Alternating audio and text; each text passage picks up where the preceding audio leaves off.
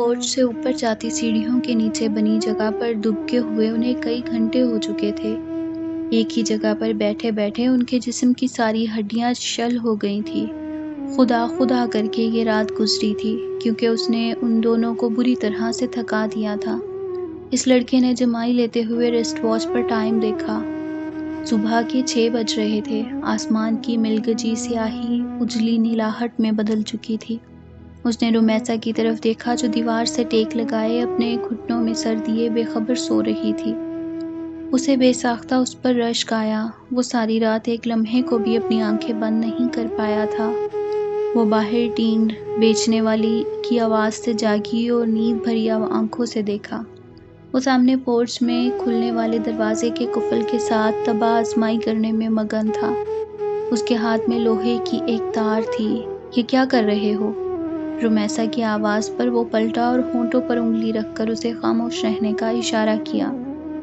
It's not fair, وہ آہستگی سے بڑبڑائی۔ بے وقوف لڑکی، پولیس باہر موجود ہے اور ہم کب تک اس پورچ میں چھپے رہیں گے؟ اس کی آواز میں بیزاری کا عنصر نمایاں تھا۔ اسی وقت ٹک کی آواز سے قفل کھل گیا۔ اس کے چہرے پر بڑی فطری سی خوشی جھلکی۔ وہ اپنے ٹراؤزر کی جیب ٹٹولتا ہوا رومیسا کے پاس آیا اور سرگوشی کے انداز میں بولا، اٹھو اندر چلتے ہیں۔ جیسے ہی پولیس یہ علاقہ خالی کرے گی میں تمہیں تمہارے گھر چھوڑ آؤں گا۔ میں نہیں جاؤں گی اندر، اس نے صاف انکار کر دیا۔ احمق لڑکی، تم خود بھی مرو گی اور مجھے بھی مرواؤ گی۔ اس کی ایک آواز دبی دبی گراہٹ سے مشابہ تھی۔ میں نے تھوڑی کہا تھا اغوا کر کے لاؤ مجھے۔ وہ بھی اپنی پرانی جون میں واپس آ رہی تھی۔ واہ، فارم ہاؤس سے نکلتے ہی چیونٹی کو بھی پر لگ گئے۔ وہ بے ساختہ مسکرایا۔ خود اپنی طرف بھی دیکھ لو، کیسے اونٹ پہاڑ کے نیچے آیا کھڑا ہے۔ اس نے بھی دو بدو جواب دیا، جسے سن کر وہ مسکرا دیا۔ اچھا اچھا، دیکھ لوں گا۔ فی الحال اٹھو، ورنہ ہم کسی بڑی مشکل میں بھی پھنس سکتے ہیں، اور میں تو ویسے ہی یتیم مسکین بچہ ہوں۔ اس نے نرمی سے کہتے ہوئے آگے بڑھ کر رومیسا کا بازو پکڑا تو رومی کو ایک دم جھٹکا لگا۔ اس کا ہاتھ گویا ایک جلتا ہوا انگارہ تھا۔ وہ تیز بخار میں پھنک رہا تھا۔ تمہیں تو ٹیمپریچر ہے۔ وہ پریشان انداز میں خود ہی کھڑی ہو گئی۔ ہاں تو اس کی صحت پر کوئی اثر ہی نہیں پڑا؟ رومیسا نے غور سے اس کی طرف دیکھا۔ اس کی سوجن زدہ آنکھیں رت جگے کی گماس تھیں۔ بال الجھے ہوئے اور ہونٹ خاصے خشک تھے۔ تھکن کسی اژدہے کی مانند اس کے سارے وجود کو جکڑے ہوئے تھی۔ میرا معائنہ اندر جا کر لینا، جانتا ہوں بہت ہینڈسم ہوں میں۔ اس نے اپنی نکاہت زدہ آواز میں اسے چڑھایا۔ خوش فہمی ہے تمہاری۔ وہ تپ کر اس سے آگے چل پڑی۔ جیسے ہی دونوں لاؤنج کا دروازہ کھول کر اندر داخل ہوئے، سیلن زدہ باس نے ان کا استقبال کیا، جو شاید زیادہ دیر تک گھر بند رہنے کی وجہ سے در و دیوار پر رچ بس گئی تھی۔ رومیسا نے لاشعوری طور پر ساری لائٹس آن کر دیں۔ بے وقوف لڑکی، لائٹس کیوں جلا رہی ہو؟ پڑوسیوں کو شک ہو جائے گا۔ اس نے آگے بڑھ کر لائٹس آف کیں اور لاؤنج کے پردے ہلکے سے سرکائے۔ سورج کی روشنی کا ایک طوفان اندر گھس آیا۔ لاؤنج میں رکھے فرنیچر کو بڑی بڑی چادروں سے ڈھکا ہوا تھا۔ ایسے لگتا تھا جیسے اس گھر کے مکین ایک طویل عرصے کے لیے یہاں سے گئے ہوں۔ باہر کی نسبت اندر کے حالات خاصے بہتر تھے۔ ہلکی ہلکی سی گرد ہر چیز پر چپکی ہوئی تھی۔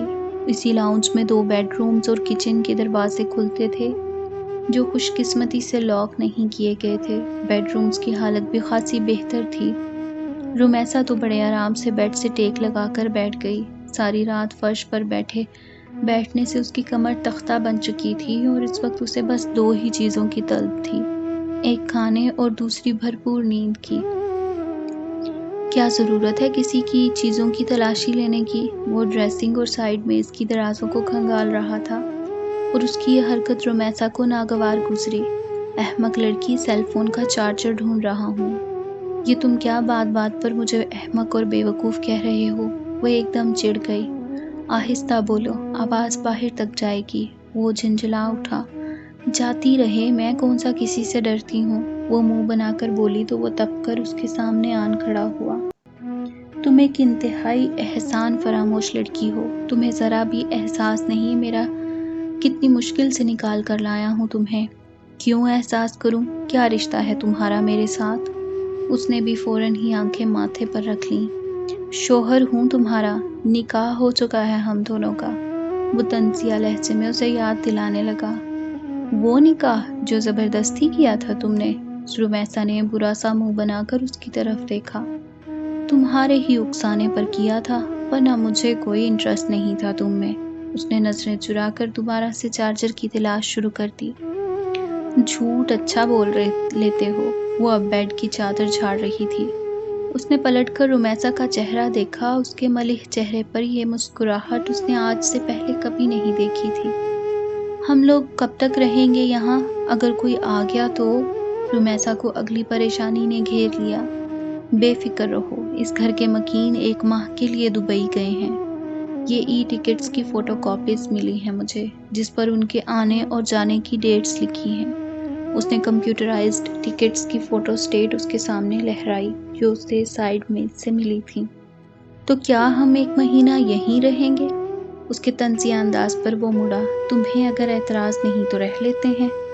رمیسا نے اس کی بات کا کوئی جواب نہیں دیا اور وہ ساتھ والے کمرے میں چلا گیا۔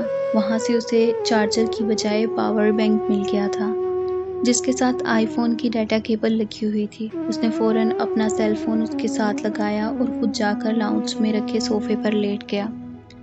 بخار کی شدت بڑھتی جا رہی تھی۔ دوسری طرف رمیسا بھی بیڈ کی چادر جھاڑ کر لیٹ گئی۔ رات بھر کی تھکن کی وجہ سے نیند نے منٹوں میں ہی اسے اپنی آغوش میں لے لیا۔